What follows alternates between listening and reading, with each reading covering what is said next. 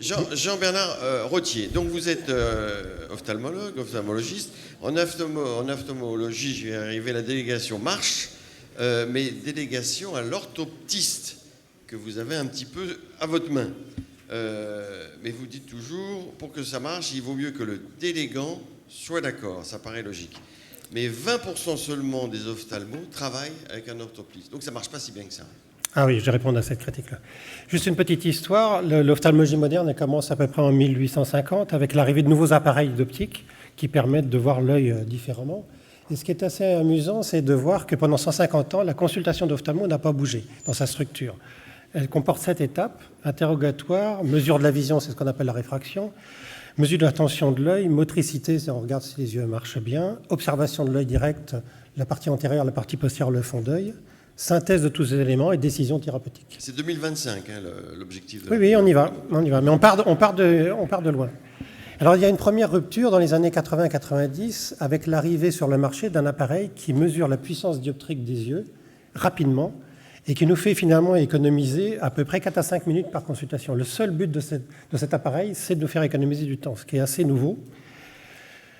Deuxième étape, donc 25 ans plus tard, c'est les expérimentations Berland 1. Dans cette expérimentation, on avait montré qu'il était possible de scinder la consultation en 2 parties. Le patient voyant d'abord l'orthoptiste, qui faisait ces 4 étapes, interrogatoire, réfraction, motilité oculaire, tension. Et enfin, le patient passait dans les mains ou devant les yeux de l'ophtalmo, qui faisait l'examen de l'œil, la synthèse de tous ces éléments et qui prenait des décisions thérapeutiques.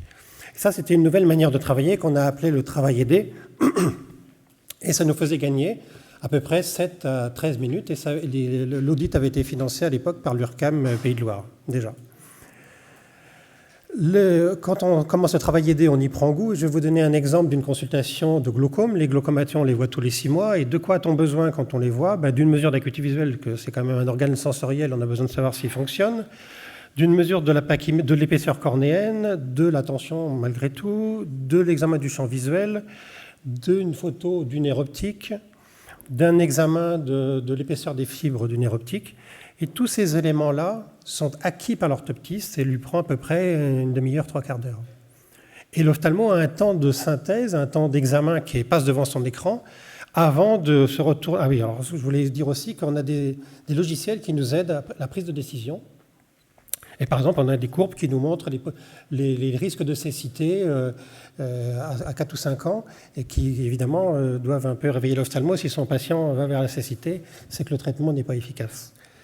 Et donc, ce temps d'examen, il précède finalement l'examen du patient lui-même, et c'est tout à fait nouveau. Et en fait, quand on regarde son patient à la lampe affante, les décisions, elles sont déjà prises parce qu'elles ont été amenées par les éléments apportés par l'orthoptiste.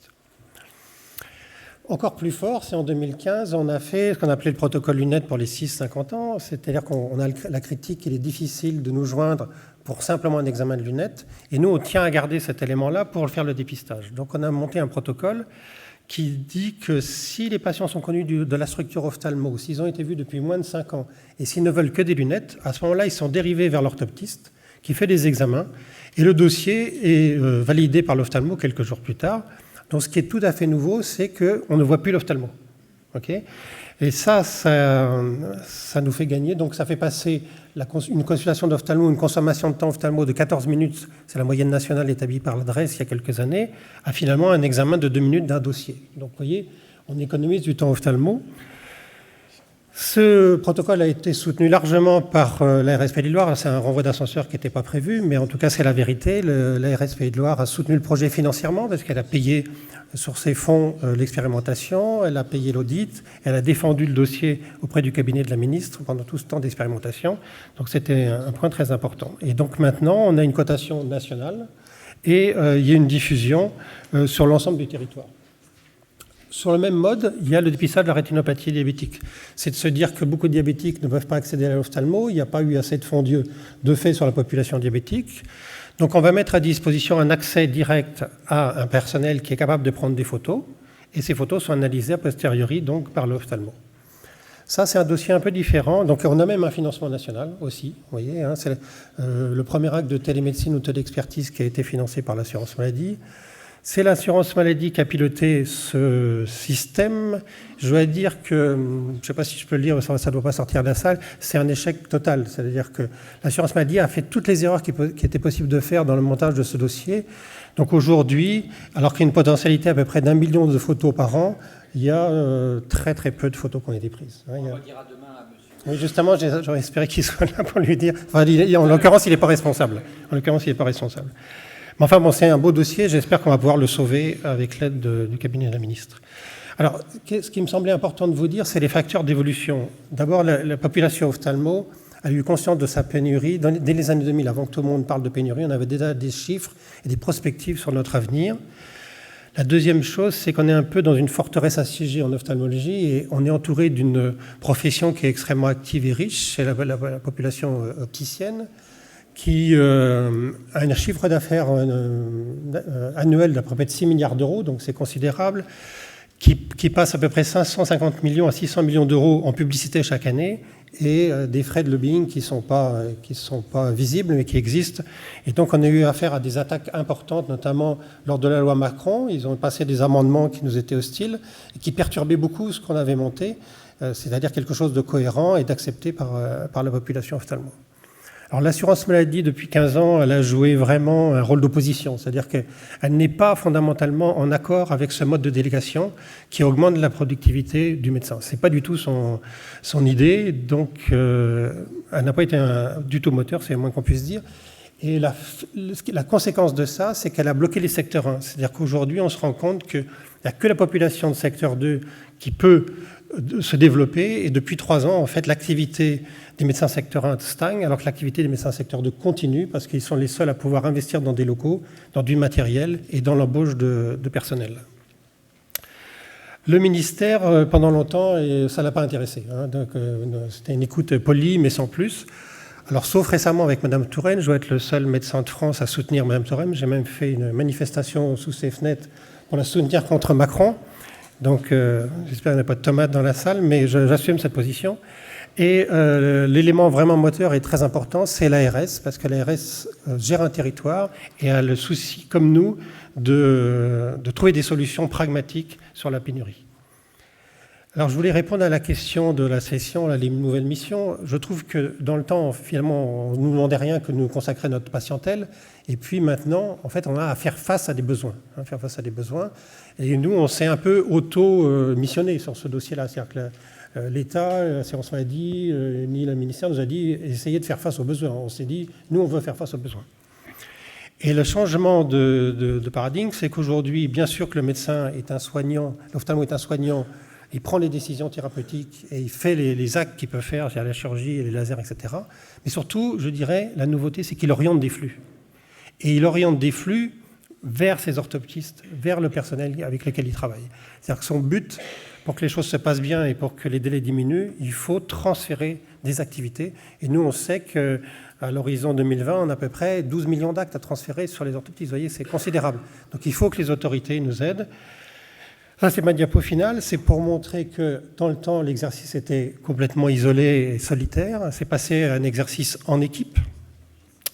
Ce qui sous-entend aussi qu'on ne peut pas travailler avec des collaborateurs qu'on doit payer avec des tarifs bloqués. C'est strictement impossible. Les salaires structurellement augmentent toujours. Donc il faut trouver de nouveaux moyens de rémunération. Et le message final, c'est qu'il faut faire confiance aux spécialités. Il faut les aider à se restructurer. Il ne faut pas que ça parte du haut, il faut que ça parte de la base. Je vous remercie de votre attention. Merci. Juste pour prolonger un tout petit peu la réflexion qu'on avait tout à l'heure pour la RESPA, sur la contagion positive, quels sont les facteurs pour des spécialistes comme les ophtalmos? Est-ce qu'il faut aussi convaincre une communauté régionale ou est-ce qu'il y a d'autres moyens pour que ce qui a réussi quelque part puisse se faire ailleurs? Parce que je complète la question de Benoît, il n'y a que 20% des ophtalmos qui le font, et les centres de vision qui se développent partout en France, où c'est secteur 1 et sans rendez-vous, qu'est-ce que vous en pensez? Ah oui, c'est deux questions tout à fait différentes. Mais la première question, c'est comment on fait pour diffuser. D'abord, il y a eu un travail du syndicat depuis 15 ans, on a emmené la profession quand même vers ce mode de fonctionnement. Et la profession ne peut changer que si ça vient d'elle-même. Vous comprenez que les délégations, il y a une espèce de menace sur le périmètre d'activité. Donc si on fait comme avec les généralistes et on leur pique des actes pour donner aux pharmaciens et pour donner à la sage-femme, automatiquement la profession elle se raidit et dit j'en veux pas. À partir du moment où c'est intra-professionnel, c'est les professionnels qui ont déjà fait des délégations qui arrivent à convaincre les autres confrères en disant mais non, il n'y a aucun problème, ça va bien se passer. Alors le facteur limitant des 20%, c'est uniquement l'assurance maladie. C'est-à-dire que si l'assurance maladie avait accompagné le mouvement, on serait à 80% comme on souhaite le faire aujourd'hui. Et donc dans les mesures qu'on demande à la ministre qui doit normalement faire des annonces tout à fait prochainement, c'est d'aider nos secteurs 1. On a la moitié de la population secteur 1 qui stagne, qui ne peut pas faire face à l'évolution du métier. Donc il faut les aider d'une manière ou d'une autre, ce qui est psychologiquement très difficile de la part du pouvoir politique, car vous savez bien que les ophtalmos sont pour les plus à plaindre dans l'ensemble des spécialités. Mais c'est là où il faut avoir du pragmatisme. Quel est le but? Le but, c'est de diminuer les délais et de faire face aux besoins de la population. Et après, on met les moyens qu'il faut derrière. Sur la deuxième question. Oui, moi j'avais une petite question, excusez-moi. Juste un point, c'est effectivement, vous l'avez très bien souligné, nous on se retrouve face à une demande de la population, alors qu'est-ce qu'on fait pour l'accès aux soins? Et l'accès aux soins pour les yeux, c'est important pour la population, pour les élus, tout ça, et je vous rejoins complètement sur votre analyse. J'avais une question à vous poser, parce que vous n'en avez pas parlé, je ne sais pas si c'est implicite ou pas, on est très sollicités, nous, et d'ailleurs on accompagne par le biais du FIR sur un certain nombre d'appareils, un certain nombre de choses, des expérimentations ou des mises en place, sur la télé expertise ou la télémédecine pour au simple. Vous n'en avez pas parlé, c'est implicite ou c'est un sujet un peu à part? Personnellement, j'y crois pas.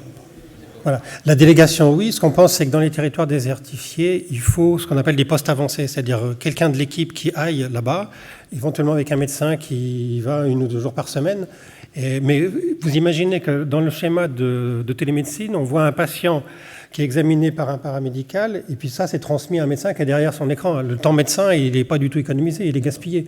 Donc oui, il y a de la télémédecine pour un professionnel, pour un orthoptiste par exemple, qui est dans un territoire désertifié à 30 ou 40 km et qui a un problème ponctuel dans la journée. Là, on peut faire une communication et le médecin donne son avis, mais ce n'est pas la solution. Dans le cas d'une équipe oui, moi je crois beaucoup, si vous voulez, aller à l'équipe, c'est-à-dire qu'il y a des... Oui, alors il y a aussi quelque chose d'un peu nouveau, et ça fait partie de discussions qu'on a avec l'ARS, c'est une chose vraiment très positive, c'est de dire aux ophtalmos, vous avez finalement la responsabilité de ce territoire, en quelque sorte. C'est-à-dire que maintenant, on voudrait que vous organisiez avec l'hôpital, avec tout le monde. Et on n'est plus du tout dans la compétition privée, hôpital, enfin tout ça c'est fini. Et on a au contraire des difficultés pour faire face aux besoins. Donc partageons le travail, organisons-nous, avec l'aide évidemment des autorités. Et je pense que les autorités ont un rôle très important d'accompagnement. Parce que les territoires sont différents les uns des autres, mais il faut identifier, à mon avis, les médecins d'abord qui vont partir en retraite, soutenir les jeunes installations, aider au recrutement. Là aussi, il y a quelque chose de très important, c'est la formation des orthoptistes. La formation des orthoptistes, elle se fait dans 15 écoles qui n'ont absolument aucun budget. Donc il faut aider les orthoptistes, il faut aussi aider au recrutement d'orthoptistes dans chaque département. Je prends l'exemple du Pays de Loire. Moi, je suis donc dans la Sarthe. L'orthoptiste sartoise qui veut se former, elle est obligée d'aller à Nantes. Alors on peut tout à fait imaginer des zones de stage sur la Sarthe. De telle sorte que les ophtalmos de la Sarthe puissent recruter des orthoptistes de ce territoire. Enfin, il y a plein de sujets, si vous voulez, qui vont autour. Ce n'est pas un seul point. Et donc, c'est très important le dialogue avec les autorités locales, car au niveau national, on est quand même assez consterné. Il y a, par l'inactivité.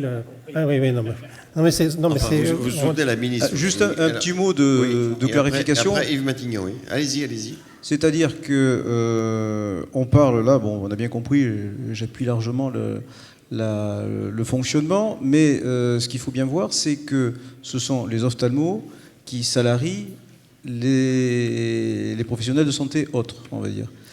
Et sur le terrain, ce qui est proposé, comme on disait, avec la télémédecine, c'est au contraire de faire venir d'autres professionnels de santé libéraux qui doivent fonctionner avec nous. Donc la réelle difficulté que nous avons actuellement, c'est pas au niveau des fonctionnements des cabinets d'ophtalmo que nous connaissons bien et qui fonctionnent bien, etc., avec tous les avantages qu'on peut avoir, c'est de faire fonctionner au sein des URPS avec les autres URPS. Je suis sollicité actuellement par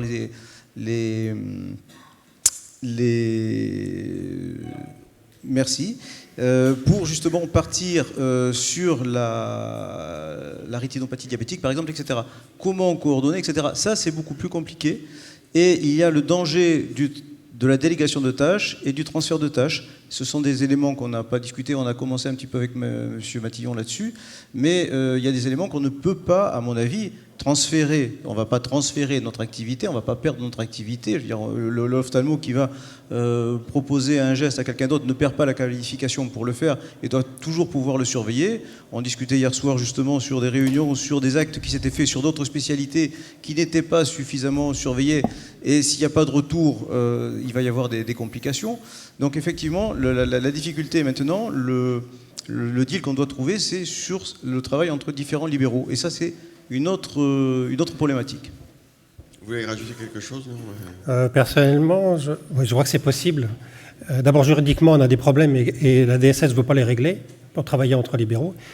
Le partage d'honoraires n'est pas possible. Et puis, je vais vous dire mon sentiment, je n'y crois pas vraiment. D'accord ? C'est une bonne idée, mais c'est une impasse.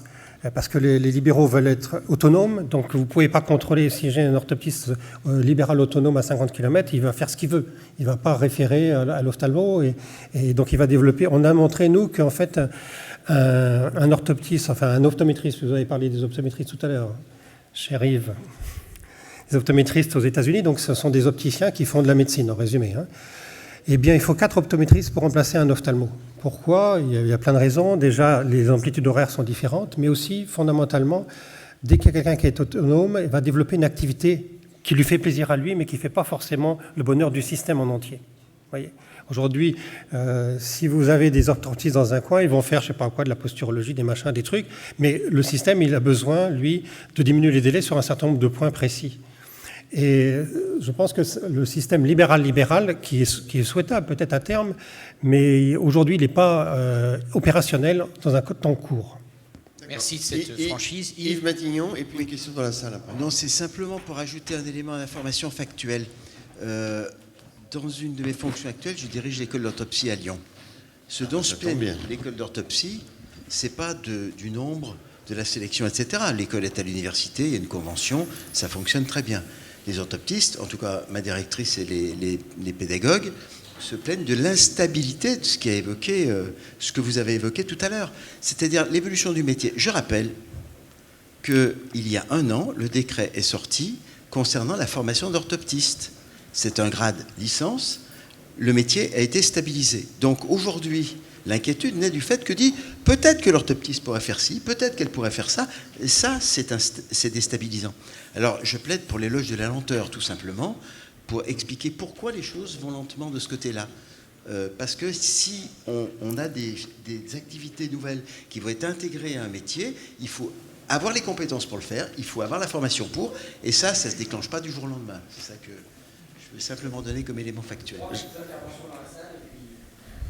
Oui, je voulais simplement demander pourquoi l'ARS, les ARS, par intermédiaire donc des ministères, n'ouvrent pas plus de postes aux internes issus du concours national qualifiant pour être ophtalmo et pallier à cette pénurie. Alors, ils en ont ouvert en fait. Ça me fait du mal de dire du bien du ministère, mais on est passé de 80 formés par an à 150. Voilà. Mais on sait qu'on n'aura jamais 300 ophtalmos, par exemple. Et puis, ce n'est pas souhaitable. Il faut travailler de façon différente. Jean-Louis Bensoussan. Oui, d'abord, merci de cette présentation. Pour ma part, c'est la première fois que je vois des chiffres aussi clairs sur la réduction, enfin le gain sur la consultation. Donc, merci d'abord. Mais je reste un peu sur ma faim. Là, vous avez dit que la ministre allait éventuellement annoncer des choses sur le déblocage secteur 1 ou autre. Ça peut intéresser beaucoup d'autres professions. Vous pouvez nous en dire un tout petit peu plus là-dessus ? Ben, pas trop, parce que... En fait, vous savez qu'elle a missionné Mme Voinel pour faire un rapport d'expertise sur la filière que personne n'a vu encore. Et puis, donc, il va y avoir la voie de la santé qui est un vecteur, qui passe au Sénat, qui est un vecteur d'amendement sur un certain nombre de points. Donc, il va y avoir des annonces pour les ophtalmos, pour les orthoptistes et pour les opticiens tout à fait prochainement, je pense dans moins de 10 jours. Et on est en négociation sur le contenu concernant les ophtalmos. Une des demandes fortes qu'on a, c'est d'aider le secteur. Ça, c'est clair. Pour moi, c'est fondamental. On ne peut pas faire face aux besoins si 50% de la population ne peut pas travailler sous cette forme moderne. Okay. Oui, une très belle intervention qui souligne aussi le fait qu'un des problèmes des transferts de tâches, c'est le problème du financement des transferts de tâches que vous avez très bien souligné et qui est d'autant plus important qu'il a trait à des actes non remboursables pour lesquels il n'y a pas de CCM et qui sont payés uniquement sur la consultation du médecin. Et ce qui pénalise les secteurs 1, et oblige aussi les médecins qui voudraient le pratiquer à faire en sorte finalement de faire ces actes en milieu hospitalier où les financements sont différents. Et c'est l'un des problèmes du positionnement de la médecine spécialisée libérale, dans la mesure où un ensemble de soins ou d'examens qu'elle serait parfaitement capable de faire et d'organiser ne peut pas le faire faute de financement. Oui. Nous, on a eu de la chance que l'assurance maladie nous a jamais suivis. On a eu de la chance du fait que le gain de temps permettait de voir à peu près 30% de patients en plus. C'est grâce à ça qu'on a pu financer notre développement. Les machines et le gain apporté par les orthoptistes. Oui, Monsieur Rosier, bonjour. Je suis enchanté de vous rencontrer. Le docteur Arnoux, ophtalmologiste de profession en Champagne-Ardenne, m'a beaucoup parlé de vous. Encore une fois, la Champagne-Ardenne a recopié ce que vous avez fait. On regarde beaucoup ce qui se passe dans les autres régions, puisque vu de chez nous, on est loin, on est très copieurs. Et on a développé, et là où je ne suis pas tout à fait d'accord avec vous, un programme de télémédecine avec les ophtalmologistes libéraux et avec les orthoptistes libéraux, où on a organisé avec eux, en réfléchissant avec les médecins traitants des territoires qui nous disaient « mais nous, nos patients qui sont à 100 bornes du premier ophtalmologiste, certaines fois, c'est juste impossible de leur permettre d'accéder à cette consultation. » Du coup, on a organisé avec les orthoptistes une délégation. Ils ont pris du temps dans leur activité au cabinet pour aller dans les sites à proximité des médecins traitants, qui ont organisé pour leurs patients diabétiques les rendez-vous avec l'orthoptiste, et avec un système de télémédecine basique qu'on a développé avec le soutien de l'Agence régionale de santé, on a fait en sorte que les ophtalmologistes du même territoire puissent analyser les clichés faits par les orthoptistes. Ça fait 5 ans que ça fonctionne, et je peux vous garantir qu'on a réussi à fédérer sur les 4 départements de notre région la plupart des ophtalmologistes et des orthoptistes pour organiser ceci. Et je pense réellement que la télémédecine peut venir en soutien de la chose, et là où je vous rejoins par contre, c'est qu'il est à déplorer l'attitude de l'assurance maladie sur ce sujet, puisque depuis 5 ans, nous nous bagarrons avec eux pour permettre que simplement un message d'information puisse être envoyé aux patients diabétiques qui n'ont pas vu d'ophtalmologiste depuis plus d'1 an, comme le recommande la Haute Autorité de Santé.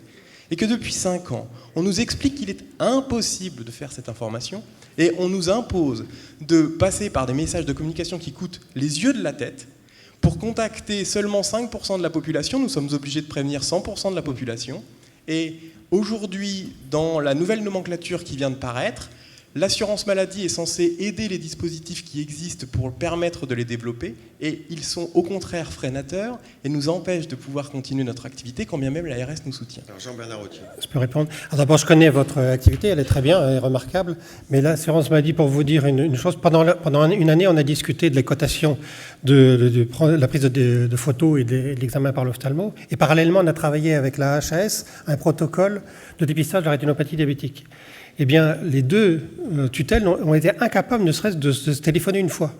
D'accord ? Donc, à la fin, on a un protocole de dépistage de la rétinopathie diabétique qui inclut les infirmières et les orthoptistes. Et la Sécu a refusé, par exemple, de donner une cotation aux infirmières, sous prétexte que les infirmières libérales ne l'avaient pas demandé. Voilà. Le but, en fait, d'un projet comme ça, c'est d'aller sur le territoire et puis d'utiliser tous les moyens disponibles. Non, la Sécu a décidé que ça serait sa cotation qui serait utilisée, alors qu'en fait, sur le terrain, il y a beaucoup de formes différentes. Il y a des ophtalmos qui sont d'accord pour recevoir les diabétiques sous moins d'1 mois. Il y a des ophtalmos qui ont des machines dans leur cabinet disponibles avec des orthoptistes qui prennent des photos. Et l'idée de l'assurance maladie, c'est de demander aux orthoptistes d'acheter des machines qui valent 20 000 € alors qu'il n'y a aucun flux qui va vers les orthoptistes. Enfin, alors, voilà. D'accord. Une autre question, commentaire très court, et après on va passer. Très court. William Joubert, vice-président Pays de la Loire. D'abord, bravo Jean-Bernard pour ta dernière présidence proactive, efficace, je dirais. Tu as réussi à négocier le premier acte de télémédecine en convention et de coordination. Est-ce que tu ne t'étonnes pas que cet acte soit en fait bloqué dans les faits par le ministère ? Est-ce que tu penses réellement que que tu peux compter sur le ministère pour que la Sécu débloque cette situation? Non, la Sécu ne débloquera pas la situation. Pour vous donner une idée, l'assurance maladie avait un autre but que le dépistage. C'est ça le problème, c'est qu'il faut avoir des vrais buts identifiés. Si le but, c'est vraiment d'organiser le dépistage de la rétinopathie diabétique, on agit d'une certaine façon. Mais le but caché, c'était de favoriser les orthoptistes libérales, ce qui est un but tout à fait honorable. Mais en revanche, là, ça a parasité le système. Donc, ils ont donné une cotation très importante à la prise de photo de 15 €. Et après, ils ont proposé aux ophtalmos 8 € pour la lecture. Il y a eu quelque chose qui s'est passé à l'assurance maladie qu'on n'a pas maîtrisé, mais c'est passé dans la commission de hiérarchisation. La commission de hiérarchisation a dit la lecture, elle vaut 17 €. Et Van Rockeghem a dit non, j'appellerai que 11,20 €. Vous voyez, ces trucs, c'est pas bon, ça, tout ça. C'est pas bon. Hein. Donc, je pense qu'on peut récupérer le dossier si on a un peu d'intelligence et si la Caisse veut bien être à l'écoute d'un ministère qui voudrait vraiment faire un dépistage de rétinopathie diabétique. Merci beaucoup. On aura des questions à poser à M. Revel cet après-midi. Exactement. Bon. Merci beaucoup. On vous applaudit.